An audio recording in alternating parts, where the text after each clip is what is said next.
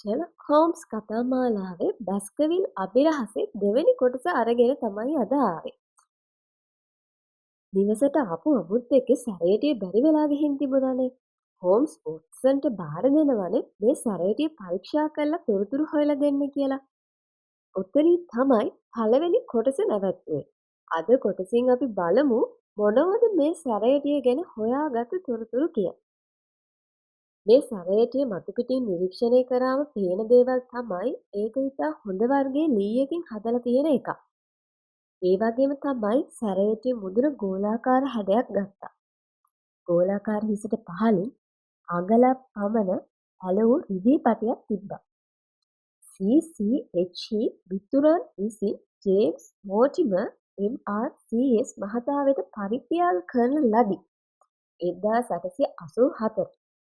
ඒ විදිහට ඒක කැපයම් කරලා තිබුණා. බැලූ බැල්මට පේන දේවල් ටික තමයි ඒ. ඔන්න ඉතින් වොට්සන් ඒ නිරීක්ෂණය කරපු දේවල් වලින් ඔහුට හිතුණු කරුණු ටික කියන්න ගත්තා. සැරේටි අයිති පුද්ගලයා වෛද්‍ය වෘත්තියේ සාර්ථක වුණු වයස්ගත කෙනෙක්. ඔහු තමන් ආශ්‍රය කරන අය අතර ගෞරවයට පත්වුණු කෙනෙක්.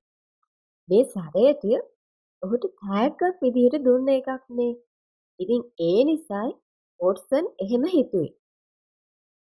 ආයි වොට්සන් හිතපු දේවල් තමයි මේ අයිති පුද්ගලයා ඩොක්ටර් මෝටිමර් ගම්පද වෛද්‍ය වෘත්තියේ යෙදලා ඉන්න කෙනෙක්. රෝගීන් පරීක්ෂාවට සෑහෙන තරම් පයින් යන කෙනෙක්. ෂර්ලොක් ඇහුවා වොට්සන්ගෙන් ඇයි එහෙම කිව්වේ කියලා. එතකොට කිව්වා මේ සැරේටිය මුලින් අලංකාරව තිබුණු එකක් වුණත් මේක බොහොම පාවිච්චි වෙලා තියෙනවා. කොයිතරම් එහෙ මෙහෙ වැදිලා තියෙනවද කියලා පේනවනේ. එහෙම බලද්දි නගරබද වෛද්‍යවරයෙක් මේක පාවිච්චි කරා කියලා කියන්න අමාරුයි කියලා කිව්වා.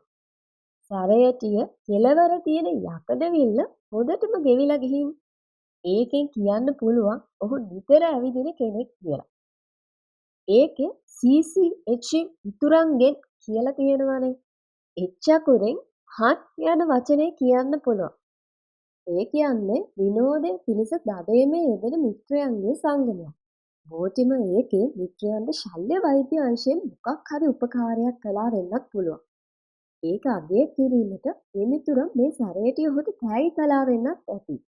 ඔය ටික තමයි වොට්සන් කිව්වේ. ඊට පස්සේ ෂර්ලොක් කිව්වා වොට්සන් ඔබ වෙනදටත් වඩා දක්ෂයි. හෝම්ස් කීවේ පුටුව පිටිපස්සට තල්ලු කරලා දුම් වැටිය දැල්ලා ගන්න ගම. මගේ පරීක්ෂණ වාර්තා ඉදිරිපත් කරද්දී ඔබ ඔබේ දක්ෂතා ගැන බොහොම අඩු දක්ෂේරුවකින් කතා කරන්නේ. ඔබේ දක්ෂතාවය මං අගය කරනවා. ඉතින් ෂර්ලොක් කොහොම කිව්වා. ඒක අහලා වොට්සන්ට ගොඩක් සතුටු හිතුණා. ඊට කලින් කිසිම දවසක මේ වගේ ඇගීමක් හෝම්ස් විසින් වොට්සන්ට අහන්න ලැබිලා නැහැ. හෝම්ස්ගේ පරීක්ෂණ භාවිතා කරලා වොට්සන් සාර්ථක ප්‍රතිඵල අරගෙන තියෙනවා කියලා ඔහුට හිතුණා. ඉතින් මේකට ගොඩක් සතුටින් තමයි වොට්සන් හිටියේ. ඒ වුණාට ඉතින් වොට්සන් කියන්නේ වෛද්‍ය වෘත්තියේ තියෙන කෙනෙක්. හෝම්ස් මෙතන රහස් පරීක්ෂකයා.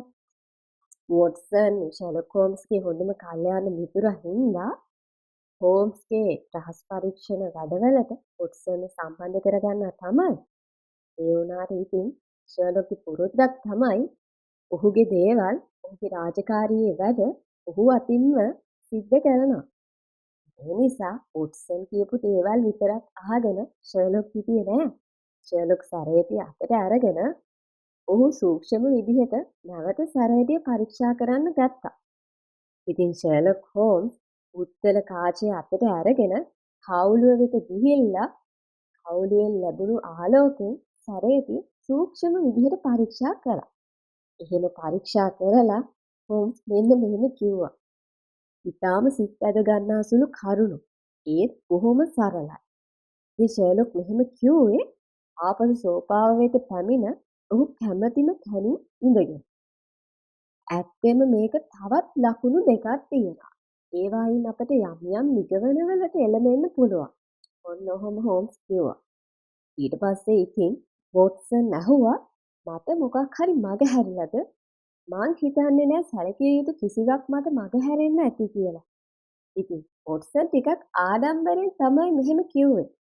අනේ ඉතින් ෂර්ලොක් හෝම්ස් මෙන්න මෙහෙම කිව්වා. මට කනගාටුයි වොට්සන්.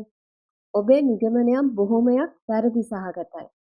මං කිව්වා නේද ඔබේ ප්‍රකාශ වලින් මං යම් උත්තේජනයක් ලැබුවා කියලා. අවංකව කියනවා නම් ඔබට වුණ වැරදීම් වලින් මා නිවැරදි පැත්තට යොමු වුණා. මේ වෙලාවේ ඔබ සම්පූර්ණයෙන්ම වැරදි නැහැ. ඔහු ගම්බද වෛද්‍යවරයෙක් බව හරි.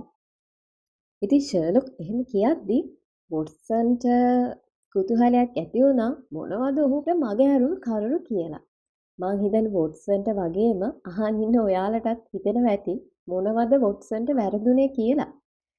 ඉතින් ෂර්ලොක් හෝම්ස් සූක්ෂම විදිහට සැරේට ආයි පරීක්ෂා කළානේ. එතකොට වොට්සන්ට මගහැරුණු කරුණු ටිකක් ෂර්ලොක් හෝම්ස් දැක්කා. ඒ වගේම තමයි වොට්සන්ට වැරදුණු තැන් කීපයකුත් ෂර්ලොක් හෝම්ස් දැක්කා.